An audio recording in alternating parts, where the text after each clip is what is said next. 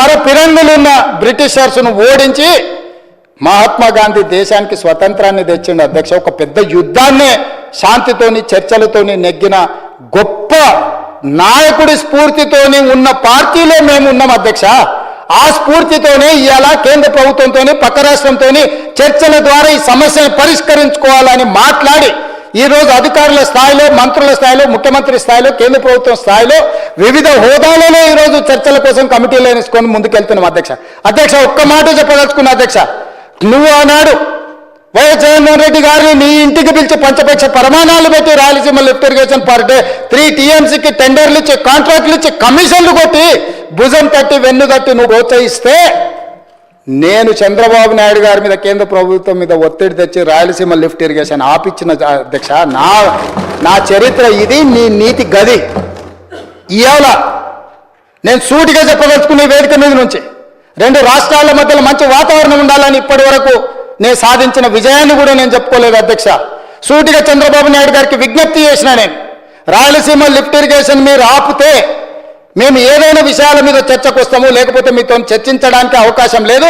మొట్టమొదట 3 TMCలు per day అక్రమంగా నిర్మిస్తున్న రాయలసీమ లిఫ్ట్ ఇరిగేషన్ పనులను మీరు ఆపండి అని మేము వారిని క్లోజ్డ్ రూమ్లో అడిగితే మా మీద గౌరవంతో రాయలసీమ లిఫ్ట్ ఇరిగేషన్ ఆపేసాడు అధ్యక్ష. మీరు ఈరోజు నిజ నిర్ధారణ కమిటీని సభ నుంచి పంపించండి. కూనంనేని సాంబశివరావు గారిని, అక్బరుద్దీన్ ఓవైసీ గారిని, బీజేపీ మహేశ్వర్ రెడ్డిని ఎవరిని కమిటీ వేస్తారో, ఇంక్లూడింగ్ బీఆర్ఎస్ మాజీ సాగునీటి పారుదల శాఖ మంత్రులు 2 ఉన్నారు, చంద్రశేఖరరావు, హరీష్ రావు. వాళ్ళిద్దరు నాయకత్వాన్ని ఎవరినో ఒకరిని పెట్టి రాయలసీమ లిఫ్ట్ ఇరిగేషన్ పనులు ఆగినాయా లేదా, ఉత్తమ్ కుమార్ రెడ్డి గారు మంత్రి అయిన తర్వాత, కాంగ్రెస్ అధికారంలోకి వచ్చిన తర్వాత ఆగిన వాళ్ళ నిజ నిర్ధారణ కమిటీ పంపించండి అధ్యక్ష. మీరు ఆదేశాలు ఇవ్వండి అధ్యక్ష. ఈ సభ నుంచి మేము అక్కడ రాయలసీమ లిఫ్ట్ను 3 TMCలు పర్ డే దోపిడీని ఆపిచ్చి చర్చల పేరు మీద ఈరోజు పాలమూరు రంగారెడ్డి ఎత్తిపోతలకు అనుకూలంగా నిర్ణయాలు వచ్చి ఉమ్మడి రాష్ట్రంలో మా ప్రాజెక్టులకు మీరు ఎలాంటి అభ్యంతరాలు పెట్టకండి, మా కడుపు కొట్టకండి అని వాళ్ళ మీద ఒత్తిడి తీసుకొచ్చి ఈరోజు ఒక కొలికి పట్టుకొచ్చినాం అధ్యక్ష.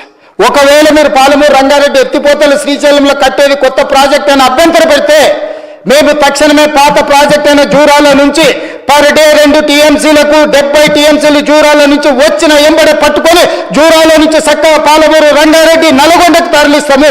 అప్పుడు ఎవరంటే వస్తారో చూస్తామని ఆంధ్రప్రదేశ్కు చెప్పిన చరిత్ర, నిటారుగా నిలబడి వాళ్ళకి చెప్పిన చరిత్ర మాది అధ్యక్ష. ఆయన నాయకత్వంలో పనిచేసిన నేను ఆ నాయకత్వాన్ని కాదు, ఆ పార్టీనే కాదని వదులుకొని తెలంగాణ ప్రజల కోసం కాంగ్రెస్ పార్టీలో చేరి తెలంగాణ ప్రజల్ని మెప్పించి ఒప్పించి తెలంగాణ రాష్ట్రానికి ముఖ్యమంత్రి అయిన నేను తెలంగాణ 4 కోట్ల ప్రజలకు ద్రోహం చేస్తున్నా అధ్యక్ష.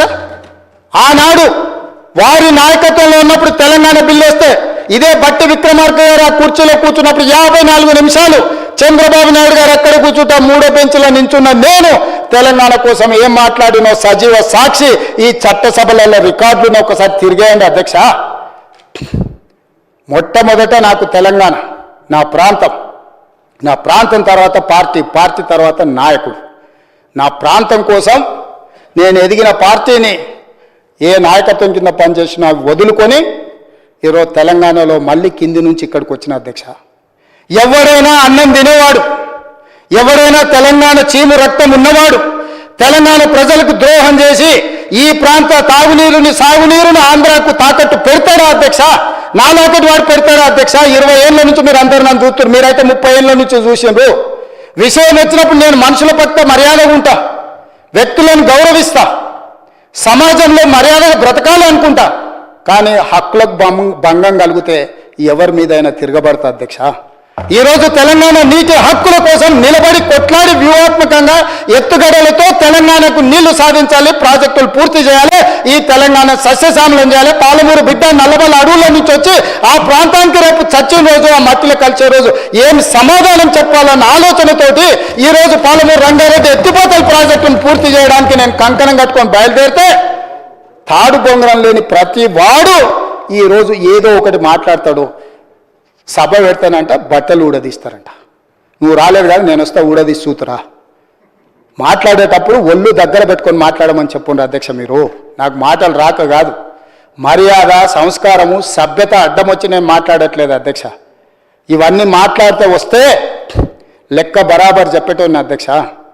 ఈరోజు ఈ వేదిక మీద నుంచి స్పష్టంగా తెలంగాణ ప్రజలు నా చిత్తశుద్ధి పట్ల నమ్మకం విశ్వాసం ఉన్నది.